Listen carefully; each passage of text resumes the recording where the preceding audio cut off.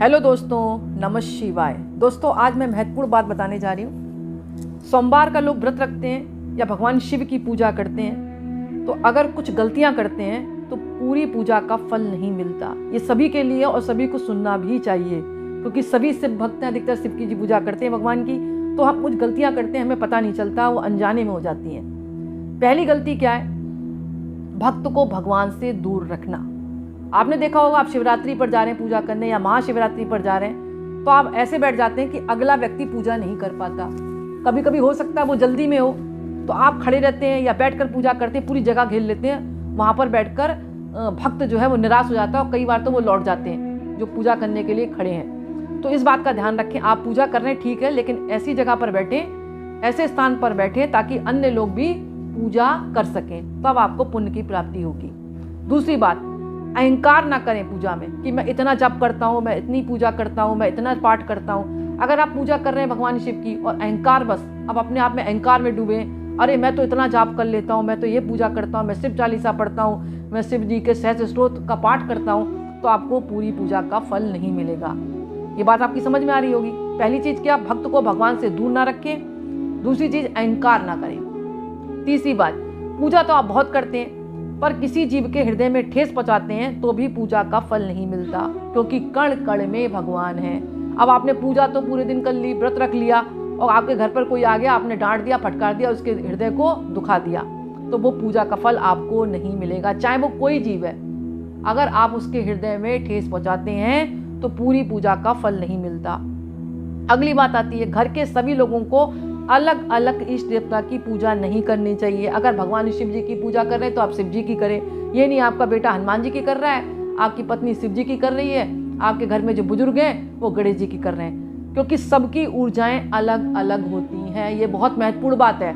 घर के सभी लोगों को अलग अलग इष्ट देवता की पूजा नहीं करनी चाहिए, नहीं तो घर में लड़ाई झगड़े, हारी बीमारी लगी रहती है, क्योंकि सभी देवताओं की पूजा से अलग अलग एनर्जी आती है।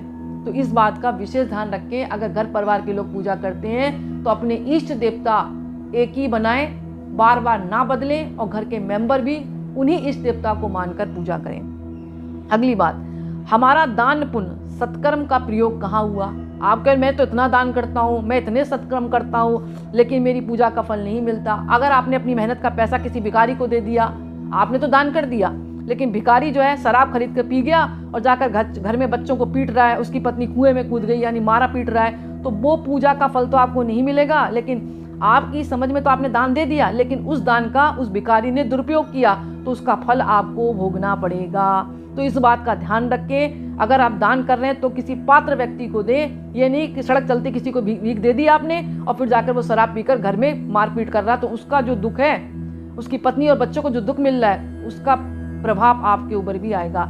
यानी कि अपनी आमदनी का प्रयोग सही जगह पर करें, सोच समझकर दान दें। एक बात और आती है, गाय की सेवा। आप गाय की सेवा कर रहे हैं, क्योंकि गाय में क्या होते हैं, 33 करोड़ देवी देवता का निवास होता है। अगर आपने गाय का दान किया है या किसी जीवित जंतु का, पालतू पशु को आपने किसी ऐसे व्यक्ति को दे दिया दान, जो वहां पर वो दुखी है, उसको पानी नहीं मिल रहा, चारा नहीं मिल रहा, तो उस जीव की भी बद्दुआ आपको लगेगी।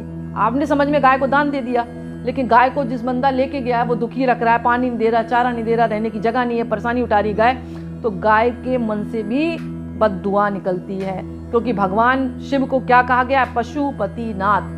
तो ऐसे व्यक्ति को भगवान कभी भी अपना आशीर्वाद नहीं देते, क्योंकि उनको भी क्या कहा गया? पशुपति नाथ। यानी कि आपने गाय को दान तो दिया, लेकिन ऐसी जगह दान दे दिया जो गाय जो है मतलब हृदय से दुखी है। तो इन बातों का आपको ध्यान रखना चाहिए। अगली बात आती है कन्या। कन्या को देवी स्वरूप माना गया है। अगर कन्या की शादी आप किसी जुआरी व्यभिचारी से कर देते हैं, तो जितने दिन आपके घर की कन्या दुखी रहेगी, उतने दिन आपको दुर्भाग्य का नौता मिल गया मान लो, क्योंकि वो अंदर से आशीर्वाद नहीं देगी, आपके पूरे परिवार को बद्दुआ देगी।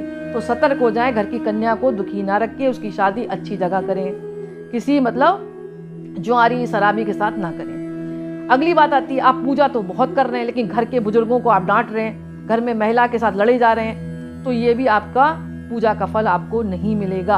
अगर बुजुर्गों का सम्मान करते हैं तो यश, आयु, बल, बुद्धि, विद्या सब मिलेगी, और अगर सम्मान नहीं कर रहे हैं तो आपकी पूजा व्यर्थ है। इस बात का ध्यान रखें, क्योंकि घर के बुजुर्ग आपको दिल से दुआ तो नहीं देंगे, ना ही बद्दुआ देंगे, लेकिन कहीं ना कहीं कर्म पैदा होता है, आपको लग ही जाएगा।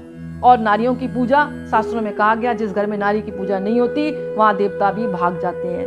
क्या कहा गया? जहाँ पर नारी की पूजा होती है वहाँ देवता निवास करते हैं। तो छोटी छोटी बातें, सोमवार की पूजा करते हैं तो इन बातों का आप ध्यान रखें। अगली बात आती है गलत पैसा, बेईमानी से, रिश्वत से आया हुआ पैसा आपकी मेहनत का पैसा नहीं है, यानी कि आपका घर का जो एफडी है वो भी चली जाएगी। आपने लालच में रख तो लिया गलत पैसा, बेईमानी का, रिश्वत का, लेकिन कुछ समय के लिए आप तो खुश रहे, लेकिन वो पैसा किसका है? बेईमानी का है। तो कहीं ना कहीं आपका जो अकाउंट है वो भी धीमे धीमे खाली हो जाएगा, क्योंकि पैसे की फितरत होती, आएगा और जाएगा। तो आपने जो गलत तरीके से कमाया है, गलत तरीके से रिश्वत से लिया है, आपका दुगना पैसा उतना ही खर्च हो जाएगा।